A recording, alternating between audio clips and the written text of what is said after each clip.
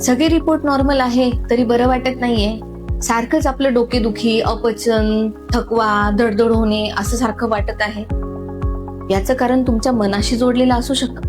कारण एकाच प्रकारची तीव्र भावना जसं की खूप भीती वाटणे, खूप राग येणे, खूप दुःख होणे किंवा अस्वस्थ वाटणे किंवा मनासारखं न झाल्यामुळे वाईट वाटणे, अशा अनेक भावना आपल्या मनामध्ये उत्पन्न होत असतात. पण त्यातली तीच एक घटना किंवा तीच एक भावना सतत मनात घोळवत असते आणि त्याचा परिणाम आपल्या शरीरावर दिसायला लागतो. स्ट्रेसमुळे आपली नर्वस सिस्टीम ही ओव्हर ऍक्टिव्ह होते आणि या ओव्हर ऍक्टिव्ह मुळे आपला ब्रेन ऑर फ्लाईट मोड मध्ये जातो आणि त्यामुळेच आपलं कॉर्टिसॉल लेवल हाय असतं आणि आपण सतत बॉडी अलर्ट मोड मध्ये असते आणि या अलर्ट मोडमुळे आपण रिलॅक्स होऊ शकत नाही, झोप व्यवस्थित लागत नाही आणि आपल्या विचारांचं चक्र थांबू शकत नाही आणि ह्याचमुळे येणारा सततचा थकवा आपल्याला बरं वाटत नाही अशा फिलिंग देत असतो. बेसिकली हे जे बरं वाटत नाहीये ह्या गोष्टीसाठी आपल्याला बाहेरून उपचार नाही तर आपल्याला आतून उपचार करणं गरजेचं आहे. यासाठी आपण काय करू शकतो?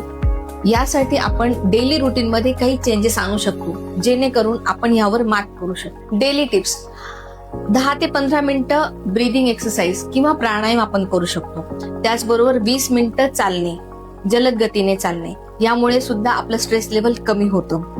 रात्रीचा स्क्रीन टाइम कमी करून झोप वेळेवर घेणे, झोपेचं रुटीन सेट करणे, 7 ते 8 तास नियमित झोप घेणे, यामुळे आपलं स्ट्रेस लेवल हे मेंटेन राहतं. या व्यतिरिक्तही आपल्याला स्ट्रेस वाटत असेल किंवा कुठल्या भावना मनामध्ये साचून राहत असतील तर मोकळेपणाने बोललं पाहिजे. बोलाल तर बरे व्हाल आणि बोलण्यासाठी आम्ही तुमचं म्हणणं ऐकण्यासाठी तत्पर आहोत आणि तयार आहोत. काउन्सिलिंगसाठी अपॉइंटमेंट घेऊ शकतो दिलेल्या नंबरवर, श्रीराम होमिओपॅथी क्लिनिक, रावेत.